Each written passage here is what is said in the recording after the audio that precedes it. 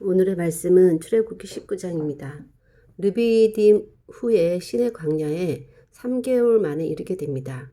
하나님이 모세에게 말씀하시고 모세가 또 백성에게 말하는 내용은 내가 애굽 사람에게 어떻게 행하였는지, 어떻게 독수리 날개로 업어 인도하였는지, 세계가 다 내게 속하였나니 너희가 내 말을 잘 듣고 내 언약을 지키면 모든 민족 중에서 내 소유가 될 것이고 제사장 나라 거룩한 백성이 되리라 했을 때 백성이 일제 응답하기를 하나님께서 명령하신 대로 우리가 다 행하리이다 했고, 하나님 모세에게 빽빽한 구름 가운데서 내게 임함은 내가 너와 말하는 것을 백성들이 듣게 하며 또한 너를 영영히 믿게 하려 하는 것이다. 백성에게 가서 오늘 내일 성결하게 하며 옷을 빨게 하고 준비하게 하여 셋째 날을 기다리라. 이날에 온 백성 목전에서 시내산에 강림하실 것이다 했고, 모세는 백성에게 더해서 여인을 가까이 하지 말라는 말도 더했습니다. 백성을 위해 주의 경계점을 정해서 삼가 산에 오르거나 경계를 침범해서 산에 침범하는 자는 반드시 죽임을 당할 것이다.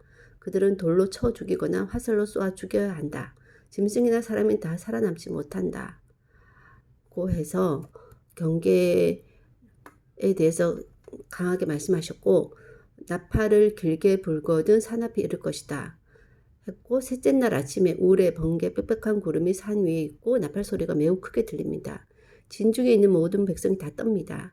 산기슭에 모세가 있을 때 시내산에 연기가 자욱하고 불 가운데서 강림하시는데 옹기가마 같은 연기가 났고 온 산이 크게 진동하고 나팔 소리가 점점 커져 모세가 말할 때 하나님의 음성으로 대답하십니다. 하나님께서 시내산 꼭대기에 강림하시고 모세를 부릅니다. 불러서 올라갔는데 내려가서 백성에게 밀고 들어와 보려고 하다가 죽을까 경고하라고 하시고, 여호와께 가까이 하는 제사장들은 몸을 성결하게 하여 하나님이 치지 못하게 하도록 하는 것과, 또 모세가 하나님에게 주께서 명령하여 산 주위에 경계를 세워서 산을 거룩하게 하셔서안즉 백성이 시내산에 오르지 못할 것이다 라고 말했고, 하나님은 모세에게 내려가서 아론과 함께 올라오고 제사장들 백성들은 경계를 넘어 올라오지 못하게 하라 칠까 하노라 고 했고, 백성에게 모세가 그것을 알립니다. 3개월 만에 시내 광야에 이르러 옷과 몸을 일간 정결하게 하고 3일째 하나님께서 시내산에서 강림하시는데, 백성이 하나님을 보려고 오다가 죽을까 염려하여 경계를 정하고 넘지 못하도록 신신당부하십니다. 하나님의 강림의 모습은 우레, 번개, 빽빽한 옹기가마 같은 연기 구름, 온 산이 크게 진동할 나팔 소리가 들리는 것이고, 하나님께 가까이 가는 제사장은 몸을 성결하게 해야 되고 모세와 아론만 올라오고 제사장 백성은 경계를 넘어 올라오지 못하도록 합니다. 하나님께서 이스라엘을 애굽에서 인도하여 내어와 하나님 민족 거룩한 백성을 삼으시기 위해서 준비시키시는 과정인 것입니다. 하나님의 직접적인 임재는 크고 강력하고 웅장하고 두려운 것일 수 있습니다. 직접적인 하나님의 임재 속에 나아갈 수 있는 자는 하나님이 허락한 자뿐이고, 허락 없이 나아가면 죽는 것입니다. 그렇듯 하나님의 임재는 기대하면서도 두려운 것입니다. 그래서 하나님은 더욱 조심스러워서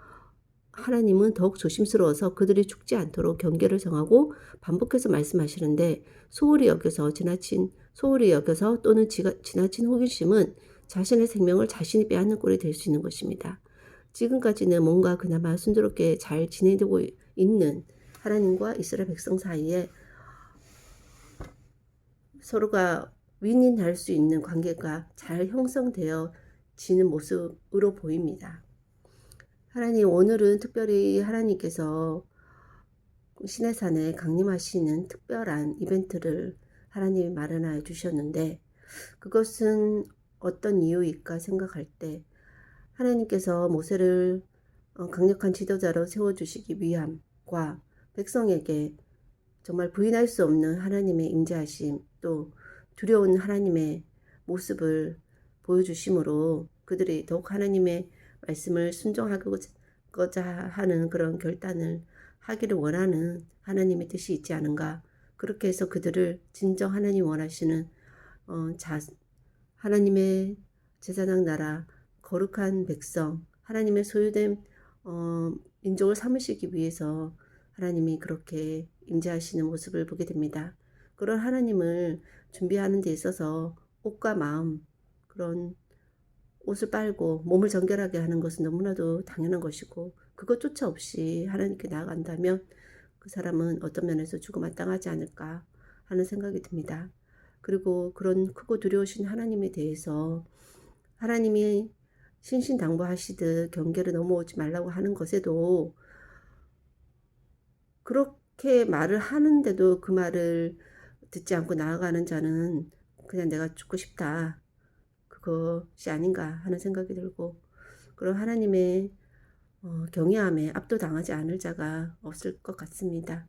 그런 중에서도 하나님은 지도자 모세를 세워서 또 하나님의 뜻을 이루어가시기 원해서 이제 어쩌면 지금 첫걸음을 뗀다고도 할 수 있는데, 이것들이 참 무사히 넘어갔으면 좋았겠지만 또 알다시피 그렇게 되어지지 않은 그런 상황 가운데 여기서 바로 가나안 땅으로 넘어갔었더라면 얼마나 좋았을까 하는 마음 들면서도, 또 그렇게 되지 않는 인간의 본성을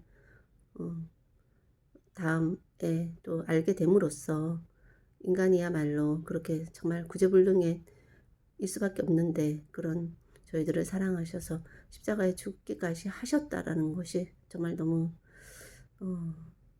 뭐로도 표현될 수 없는 은혜이고, 그렇게 하나님께서 저희들을 거룩한 백성, 하나님 자녀 삼으심으로 하나님 나라에 들어갈 수 있는 특권을 부여하심에 감사하고, 그런 옹기 구름 같이 크고 두려움으로 큰 나팔 소리 같이 웅장함으로 임재하는 하나님은 아닐지라도 매일의 삶 가운데 늘 계시는 공기처럼 계시는 하나님의 임재하심을 늘 깨달으려고 노력하는 그런 삶을 오늘도 살아갈 수 있기를 원하고, 모든 말씀 예수님 이름으로 기도하였습니다.